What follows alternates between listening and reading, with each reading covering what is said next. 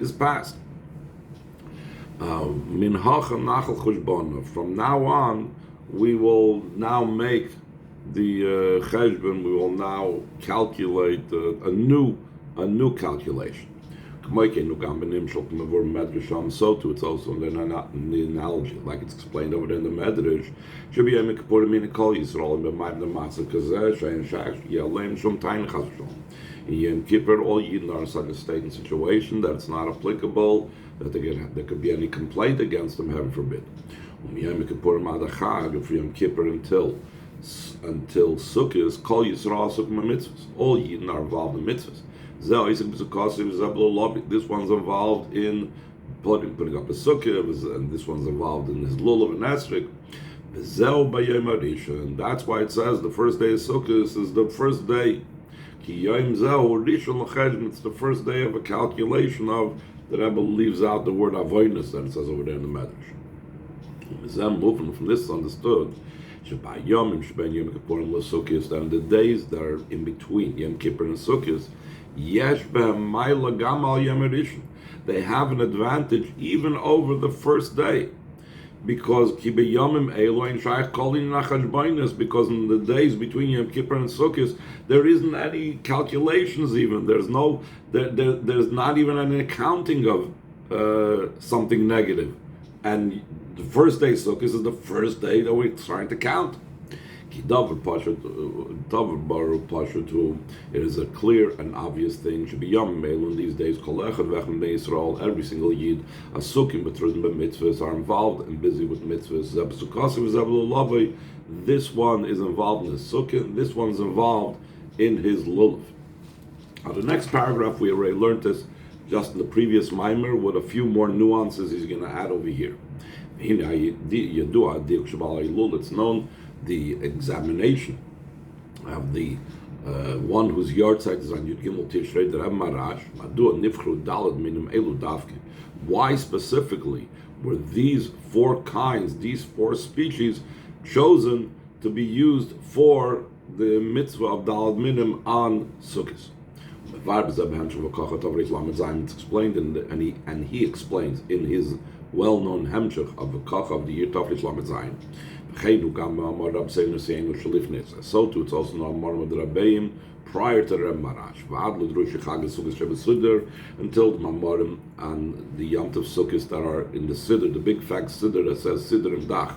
Shar HaLulav B'tchilosai, the section of Lulav at the beginning of that section. The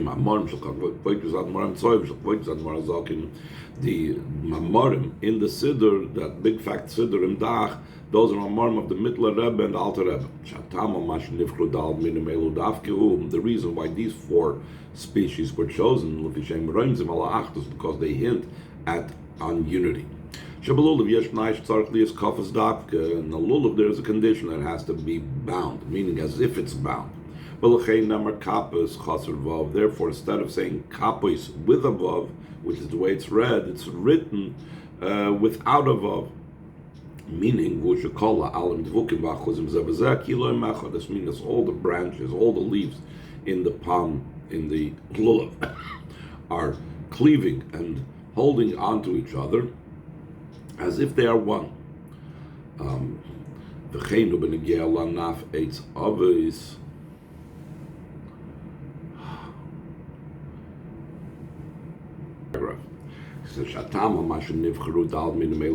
reason why these four kinds were chosen is because they hint on unity. In lulav there is a condition. What's it has to be bound, meaning bound, that it's as if it's bound. That's why it says kapis without the letter vav. This is that all the leaves are cleaving and holding on to each other, as if they are one. So too it's concerning the hadassim. It has to be three leaves going out from one twig. Though the number three indicates multiplicity, that it's known that a multiplicity is three. It's interesting. Usually we say Rabim is 2. Here he says a real multiplicity when you have 3. Still they're coming out of one twig. Also, too, it's concerning the willow branches. In the Gemara, it's called Achvana. Why is the Arav is called Achvana? Al Shem Shegedelim Ba'achva, because they're growing in a brotherhood. They're all like piled up on top of each other. How much more so concerning the Esrig, top of the next page. Is your guy's computer working? It's I can't hear anybody. it's living in its tree from year to year. In other words, the entire year it's on its tree. Those the 4 periods and eras and seasons of the year. The climates change. Still in all, it lives on its tree from year to year. That's like it says in the Hemshech of V'kacha Tafrish Lamed Zayin, Shu Godol Mikol Avir. It grows, each climate contributes to the growth of the esrog, as we spoke about also in the previous minor. The Loizabal Vachu Soivos Kol Shenuya Avrinim, not only can it handle all the different changes of atmospheres and climates, though they change from one extreme to another extreme, but additionally, it grows from all the climates. This indicates on an unbelievable unity that's to be found in an esrig, that it joins the opposites and extremes from one extreme to another, even more so than what we have in the other minim, because it actually grows and they each contribute. All these differences that are all different extremes are all contributing to the esrig. And the Reb Marash adds another detail. He believes that actually it grows over 3 years. That over 3 years the esrig completes its entire growth perfectly and completely. So in the previous mimer we mentioned this. Here the Rebbe is going to add to this point. 3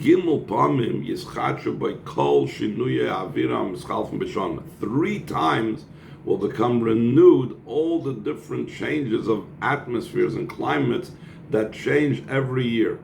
So 3 times we have this idea of changes and extremes contributing to the esrog. What's the significance of 3? The intention of this is 3 years are years of chazaka where something becomes established. Therefore comes out the idea of the unity. It's in the esrog, is in the way of strength. The manner of his unity is that he joins all the atmospheres, all the climates.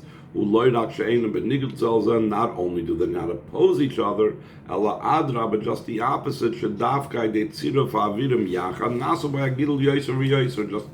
only through the combination of all these different climates does it become the growth even more and more. So now, this we had this paragraph essentially. Now he's going to add a very interesting point that the Rebbe Marash and that Maimer explains. What's the significance of this? What does this show us? The fact that there is all this unity in these specific 4 kinds. So I'll tell you first outside what he's going to say over here. Normally, the ayin is concealed from the yesh. And the yesh's very nature is that there's divisiveness, there's separation. The more spiritual something is, the more refined, the more elevated, the more ayin connected, the less divisions, the more unity.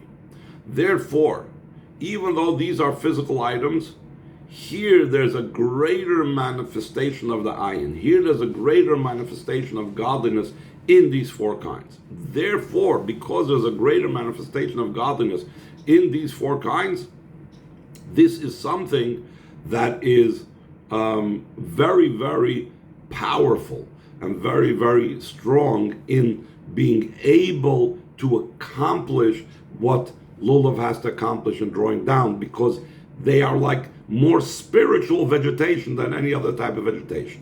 Let's see it inside. Second paragraph on the second page. The reason for this. Then these four kinds, there's the idea of unity. Though these four kinds are in this world, that's the world of separation. So therefore, why in our world, which is all about divisiveness and separation, would there be like built in to the physical vegetation something of unity? It's explained over there in that Hemshech of the Reb Marash and in many places. These four kinds is more recognizable, the coming into being of the world, something from nothing. The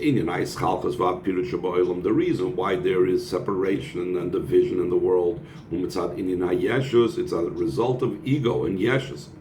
Every yesh is distinct and different from another yesh. As opposed to from the perspective of the ayin that brings the yesh into being. Not only doesn't it apply the idea of opposition, the whole idea of division doesn't even apply. So not only opposition cannot be there where there's an ayin, there isn't even division. Until the entire existence becomes bottle, and it gives the famous mashal of Malach Michal and Malach Gavriel and so on. Based on like for example, two ministers or officers that are opposing each other. When they come before the king, peace is now manifest amongst them. Because the great powerful bittul, similar to this, it's in the malachim of above. Like the Mazricha Magid teaches, and so too it's in the Gersa Kodesh and Tanya that says rulership and fear is with him. He makes peace in the exalted ones. Of the peace that happens in his exalted ones is referring to the malachim. The fact that Michal, who's the minister in charge of water, the Gavriel Sar Shalesh, and Gavriel is the minister in charge of fire, meaning awe. They did not extinguish each other. How come? Fire and water are opposites. They should be putting each other out. It's because of the rulership and the fear that's with them. Their fear that's in the face of the king, in the presence of the king. This revelation of godliness, this bittul b'metzias before Hashem, comes down here below, also in the four kinds, until the idea of the unity amongst them is visible even to eyes of flesh, like we said before.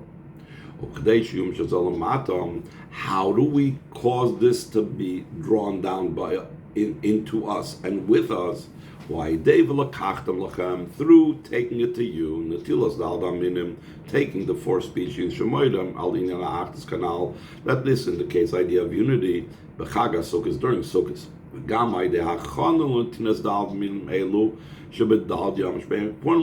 It even begins that Rebbe is always living in the moment, in the present. He's not just telling us what will be. And since this mimer was said last night, the night going into Erev Sukkot, so he wants to talk about how the present time has this as well, that even in the 4 days between Yom Kippurim of Sukkot and Sukkot, that we're involved in the preparation for taking these four species. So therefore, we already are taking in this unity, this oneness, this revelation of the Ayin. Now, like we said before, this one's involved in the Sukkah, and this one's involved in this Lulav. This means also the idea of the one that's involved in the Sukkah is associated with the four minim, that it's not just two separate activities. Like it's explained in many places, the connection between the taking the four kinds in the Sukkah, like we spoke also in the previous mimer, we're taking from the makif of the Sukkah down into the Panimius with the Dalad Minim.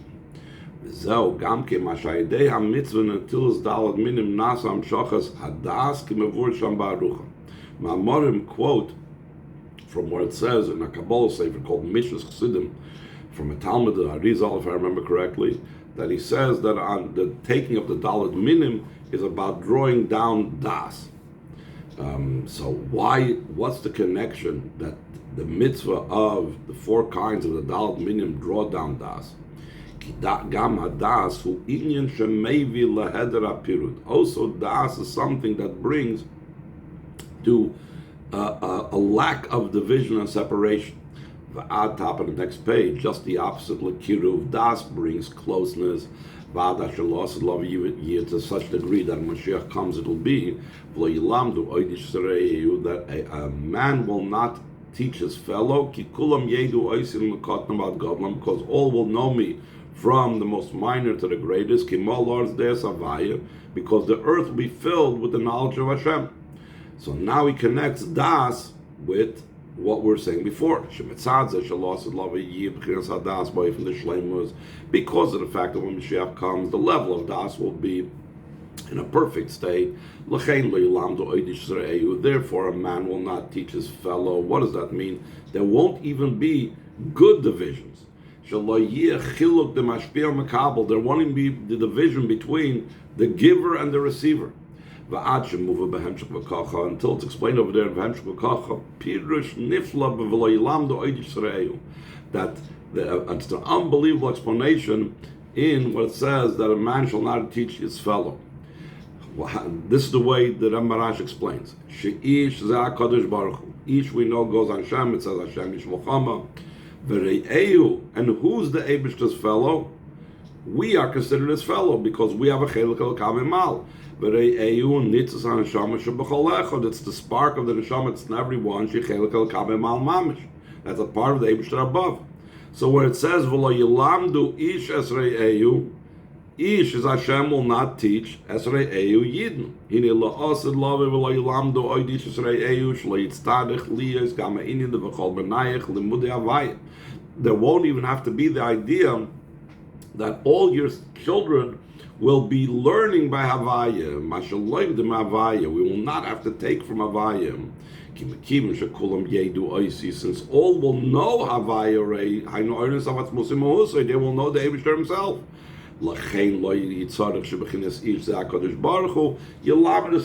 Therefore, there won't be a need for Ish, which is Hashem, to teach his fellow. The Reb Marash over there in that Maimer adds another thing, that it says that when Mashiach comes, all Yidden, the Tzaddikim, will be called by the name of the Eibishter. So in other words, we will be already on the level of Shem Havai. So we will be on the level of Shem Havai. We will not have to receive from Shem Havai. We will not have to be Limudei Havai. So the Rebbe says, and how do we get there? And the preparation for this is it's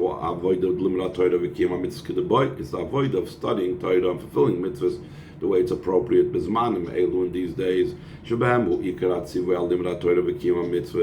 that these days is in those times that in them is the primary command on the learning Torah and fulfillment of mitzvahs. Until through the command that shall take for you on the first day,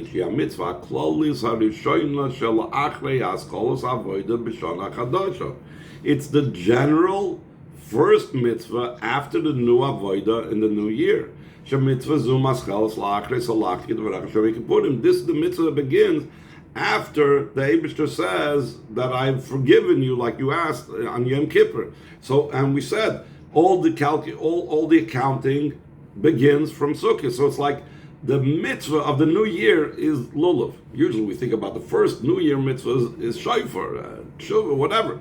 Now the Rebbe says, you know what the beginning of the year is? The mitzvah at the beginning of the year is the lulav. Let's just learn one more paragraph. This is also why these 4 kinds indicates the 4 types of Yidden. From the highest type amongst Yidden that's likened to an esrog that has both taste and smell, which indicates they have Torah and they have good deeds.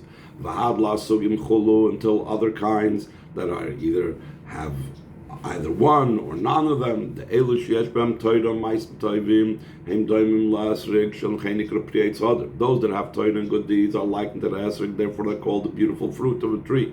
And from the esrig, from those that have Torah ma'asim tovim, comes down to the other types. Just like we find the halacha that the mitzvah of hidur by the dalad minim is not just the esrog has to be beautiful. All the four kinds has to be beautiful. The lulav has to be beautiful. The aravis, the adasim have to be beautiful. And how do we derive it from? From the word hadar that says by the esrog. So just like in halacha, the esrog impacts all the other ones that you learn out there, it has to be mehudar.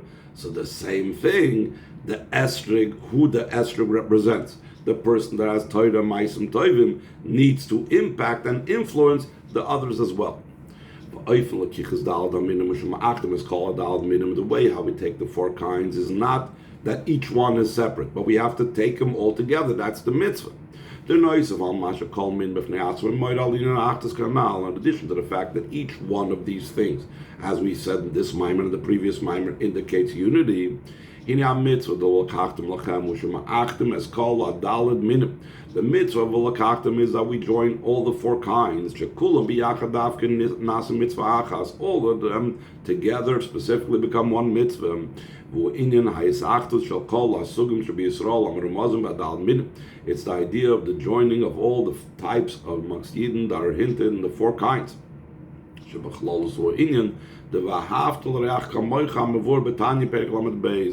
it's the idea of Avos Yisrael that's explained in Tanya chapter 32.